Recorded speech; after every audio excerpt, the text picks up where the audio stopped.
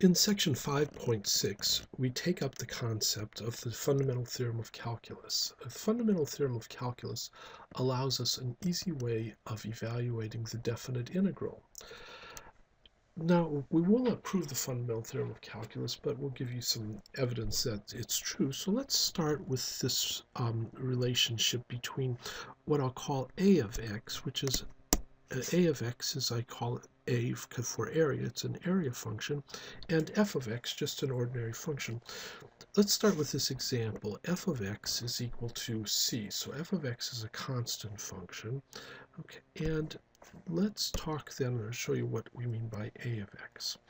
All right, if we choose some value x0, then the area underneath the curve, or maybe I should say between the curve and the x-axis, all right, from x0 out to x, is what I call a of x. This function c is f of x, and as x changes, of course, we change the amount of area that's here, and so this area depends on where we select x at. And so as x changes, this area changes. The area is a function of x. Now what we want to do is we want to look at the relationship between that area function and f of x, which in this case is a constant. So let's take a look. If we look at this, all right, notice that if I try to evaluate that area function, well, the area is simply a rectangle, and the height of the rectangle is c, because this function is y is equal to c, or f of x is equal to c, times the width of this rectangle, and the width is x minus x0. So this area would be c times the quantity x minus x0, or c times x minus c times x0 using the distributive property. All right, now what is the relationship between this area function and our original function f, the function whose graph we're calculating the area under? Now, before we talk about this, let's take a look at something. We want to be sure that we're aware of this, that c is a constant. All right, c is just a number. This could have a height of 3, could have a height of 2, it could have a height of 7, but c is just a number. And I also want to note that x0 is some number. We could have selected this to start at 1 and go to x, or start at 2 and go to x, or wherever. So c is just a number, and x0, I should say, is just a number. So now here's the relationship. Let's take a look.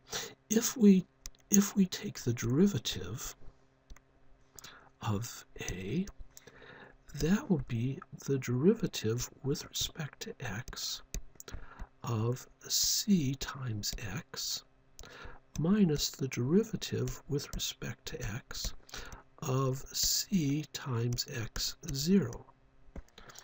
Okay, in the first one, remember c is just a number, it's a constant, so I can take that constant factor out of the derivative, and I'm left with c times the derivative of x with respect to x, minus, well, everything here is constant, so c times x0 is a constant. C is constant, x0 is constant. Their product is a constant, so when I take that derivative, I get 0. Of course, the derivative of x is 1, so this is going to be c times 1 minus 0, or just c. Notice something here. Notice something, that what we have here is that a prime of x is equal to f of x. That if I calculate this area function, its derivative turns out to be the original function. Okay, let's take a look at another example to see if this works. All right, before we do, I just want to remind you of what a trapezoid is. A trapezoid is a quadrilateral. It's a polygon with 4 sides. All right, with exactly 2 of the sides being parallel. This side here is parallel to this side. We call these 2 parallel sides bases, and I'll label them B1, base 1, and B2, base 2. All right, the distance between these bases okay, is what I'll call h. And the area of the trapezoid is given by 1/2 h times the sum of the bases. 1/2 h times the quantity b1 plus b2. Okay, now let's take a look at another function. Let's take a look at the function f of x is equal to mx, and we're going to look at the same thing. We're going to look at an area function for this. This is a line with slope m that passes, in this case it passes through the origin. We have a fixed point x0 that we start measuring area at, and then as we choose x, we get different amounts of area. Notice the area is the area is the area of a trapezoid, the parallel bases and the distance between them. It's a quadrilateral. And so for different values of x's, I'm going to get different areas, all right? But in each case, it's going to be a trapezoid. Okay, so let's take a look and see if we can calculate this area. Well, let's take a look. In this case, if I look at this base, all right, this would be the point. Maybe I should move this a little bit. This would be the point x0, mx0. Okay, so the length here is going to be mx0. It's the y coordinate. This will be the point. This will be the point x and mx. And so the length here will be mx. The distance between those is x minus x0. So I have one base of length mx0, another base of mx, and the height, the distance between them, is mx0. So let me look at our area for the trapezoid. Area is equal to 1/2 base, 1/2, I'm sorry, the height times the sum of the bases. And this is going to be equal to 1/2 this much. The distance between the bases is x minus x0. And then the bases themselves are mx0 plus mx. Okay, so let's see, what do we have here? All right, we have that if I multiply these together, I'll get 1/2 m x0x. Okay, when I multiply the x times this one, then I'll get plus 1/2 m x squared. Okay, when I multiply the x times the second one, 1/2 x, I should say, times the second. All right, minus 1/2 x0 mx0, so 1/2 m x0 squared, and then minus 1/2 x0 times mx, or 1/2 m x0x. And notice we have two terms the same, which subtract off. So I'm simply left with 1/2 m x squared plus minus 1/2 m x0 squared, and this is my area function.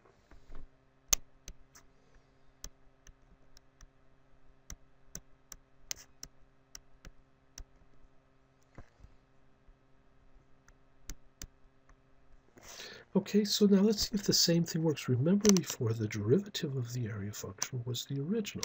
Let's check this out again. If I take, I'll move over because I'll need a little more room here, 1/2, or excuse me, the derivative of x, that will be the derivative with respect to x. Derivative of a of x is derivative with respect to x of 1/2 m x squared, all right, minus the derivative with respect to x of 1/2 m x0 squared. Okay, and in the first term, all right, 1/2 m is constant, so I can take that constant factor out of the derivative, and I'm left with 1/2 m times the derivative with respect to x of x squared. And if I look at the derivative in the second term, well, 1/2 is a constant, m is a constant, it's a constant slope of that line, and x0 is a constant, so x0 squared is a constant. This is a product of constants, so it itself is a constant, and when I take the derivative of a constant, I get 0. All right, so this is going to be 1/2 m, all right, times the derivative of x squared, which is 2x, and then the 1/2 and the 2 multiply together to give 1. And so I'm left with mx. And that, again, was the original function. That was the original function. So again, all right, a prime of x is going to be f of x. All right, this works always, so we can use this idea to calculate areas. Let's take a look at this. All right, let's suppose we want to calculate, or we want an area function for a parabola. This is the parabola x squared, all right, and we have an area function starting at some value x0. Well, all right, then the area function is going to have x squared as its derivative, so the area function is going to be the antiderivative of x squared. Well, antiderivative of x squared is going to be of the form x to the third over 3 plus a constant of integration. All right, now the constant of integration will depend on where we choose this x0, but as it turns out, I won't have to worry too much about that in most cases. Okay, so we have that area function is going to have this form. All right, now let's see how we can use that. Now let's calculate the area, all right, underneath x squared from 2 to 3 on this interval. Well, here's how that would work. Let's see here. Well, let's see what we get our. Okay, oops. Go back a little bit. Okay, there we go. All right, sorry about that. Okay, so we want the area underneath x squared from 2 out to 3.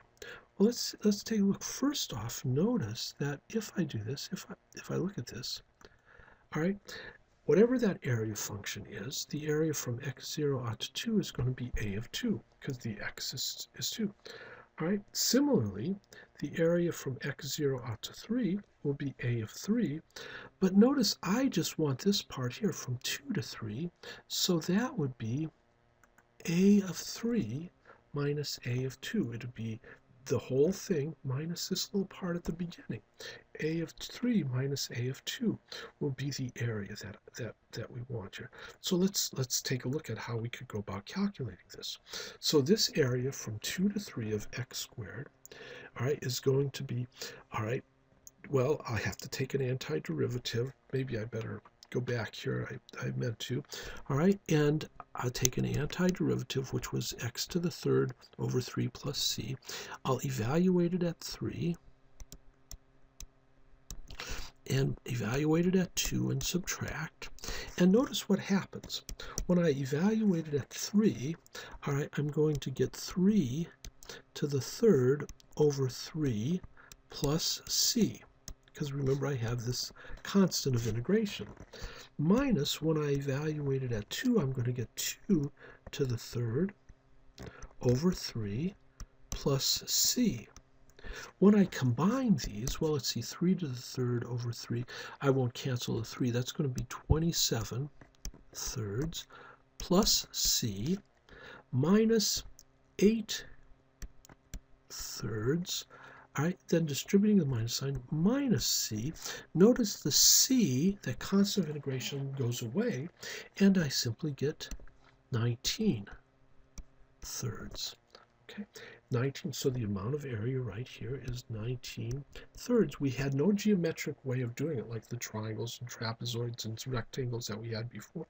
All right, but using this idea that the area function is the antiderivative of the original function, we can calculate this. Now notice when we calculated it, we did a couple things. First, we found an antiderivative. All right, we don't have to worry about the c because as we saw, the c would subtract off. Then we evaluate the antiderivative at the right endpoint, in this case 3, and evaluate it at the left endpoint, in this case 2, and then we'd subtract. And so this is the notation that we'd use, this definite integral from 2 to 3 of a squared dx. We learned about that notation in section 5.5. Is this, notice the first step has been performed. We've taken the antiderivative of x squared is x to the third over 3. We've forgotten about the c. We haven't included the c because remember the c would subtract off. Notice, but I haven't evaluated. I've done step 1, taking the antiderivative, but haven't evaluated. So the notation is to put it inside of square brackets. And just as we had 3 at the top and 2 at the bottom of the integral sign, we'll put 3 at the top and 2 at the bottom of the square brackets. And what that means then is evaluate this thing at 3. Evaluate it at 2, and then subtract. And we saw when we did this, we got 19/3. This is how we calculate areas or definite integrals using what's called the fundamental theorem of calculus. And so let's look at the general statement. If f is continuous on a closed interval from a to b, and if capital F is any antiderivative of little f on on that interval from a to b, all right, notice that means we could have any c we want, then the definite integral from a to b of f of x dx is capital F, the antiderivative evaluated at the top limit, minus the antiderivative capital F evaluated at the lower limit of integration. And again, the notation is like this. Remember, there's 2 steps. Take an antiderivative and evaluate and subtract. First step, take an antiderivative. Second step, evaluate and subtract. So this antiderivative, this definite integral from a to b of little f of x dx is, first thing, we take an antiderivative, get capital F, the antiderivative, but we didn't evaluate it yet. Notice the notation, square brackets means that we've taken the antiderivative. The a and b still there means that we didn't evaluate it. And then evaluate it at the upper limit of integration and the lower limit of integration, and subtract the value at the upper limit minus the value at the lower limit. That is the fundamental theorem of calculus. That's how we can evaluate the definite integral of a continuous function.